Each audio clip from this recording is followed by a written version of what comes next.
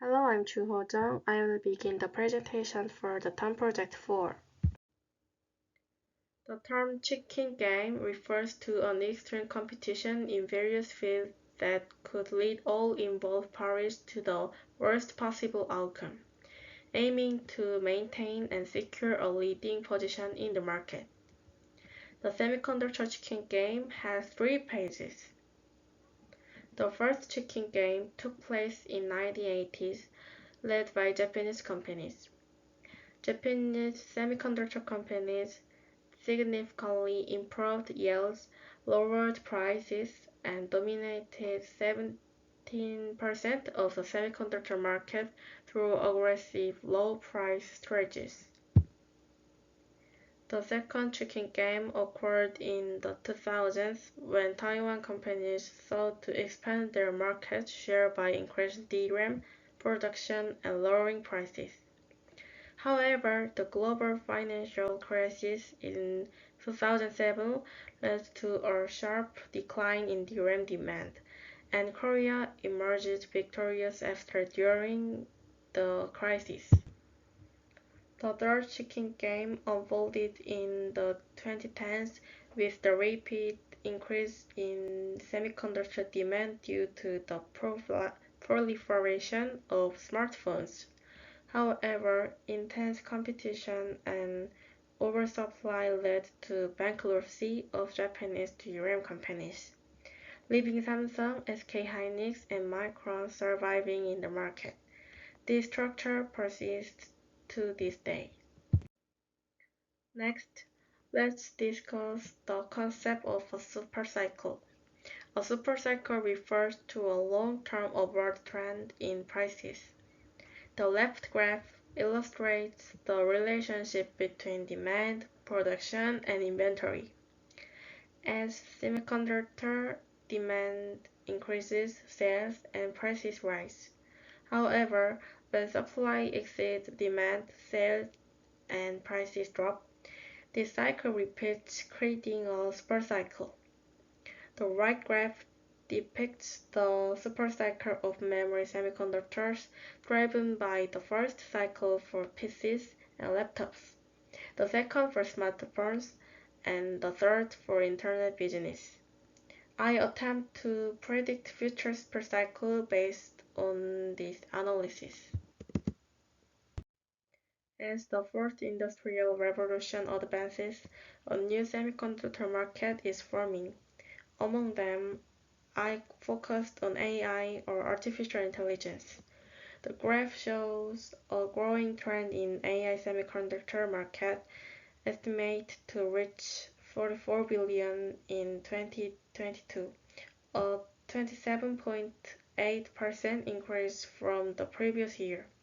It is projected to continue growing at an annual rate of 19.9%, reaching 86.1 billion in 2026.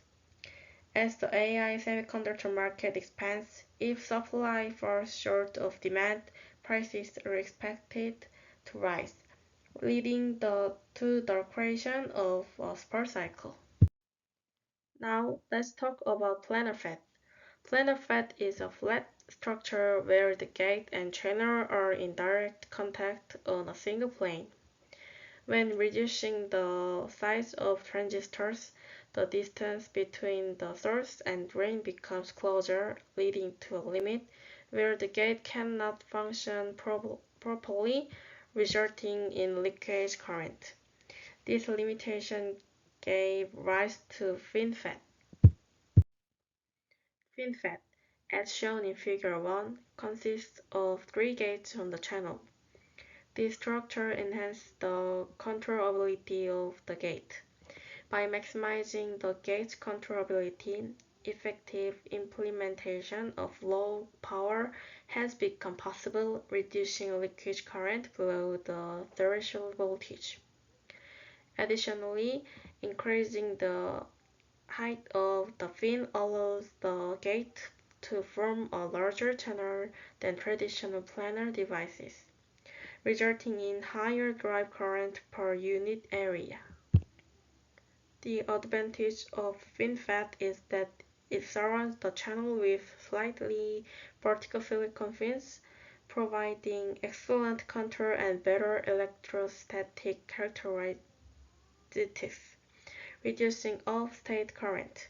However, as devices become smaller, the channel width narrows and the fin height increases, requiring more advanced technology. Next is GAA. GAA is a transistor structure introduced to overcome the limits of semiconductor miniaturization. It is a transistor structure for 3 nanometer and below. The GAA structure, as shown in Figure 2, has the gate and channel touching on all 4 sides. GAA enables more efficient control of current and more precise control than FinFET.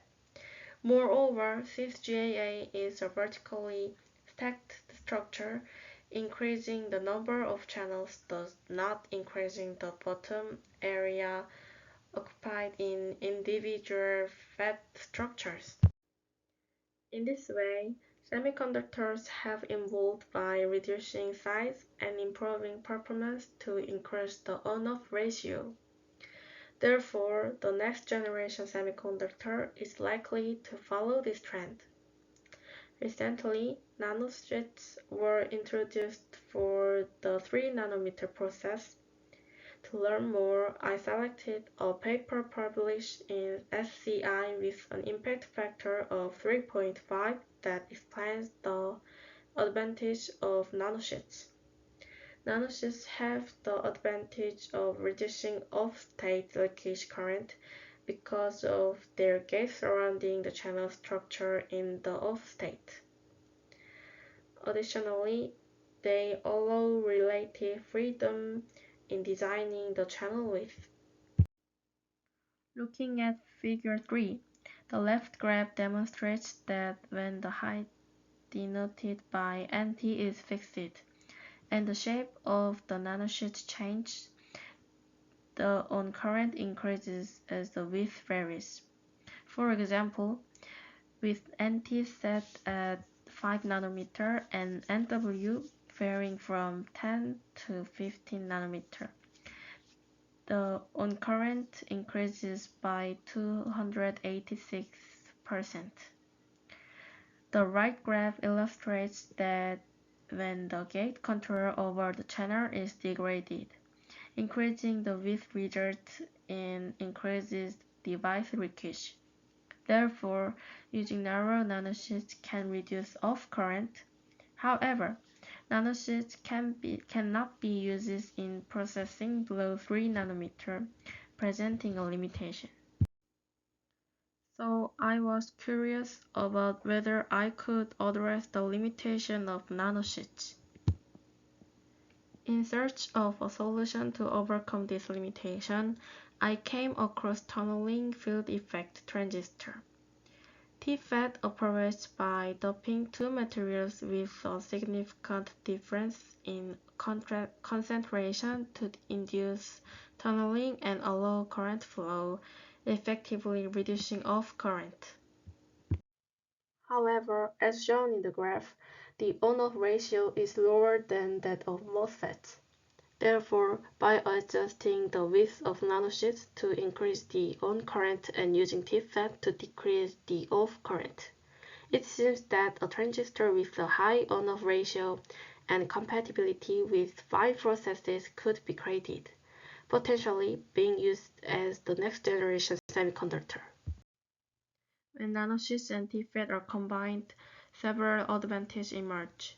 Firstly, it allows for low power consumption and high efficiency, achieving high efficiency even in small-sized devices. Secondly, stacking nanosheets vertically enhances drive capability and improves transition speed through tunneling phenomena, offering superior performance in fine processes. Lastly, it provides excellent performance in fine processes. To conclude, by combining nanosheets and TFET, the next generation semiconductor is expected to lead the way. And this is reference. Thank you.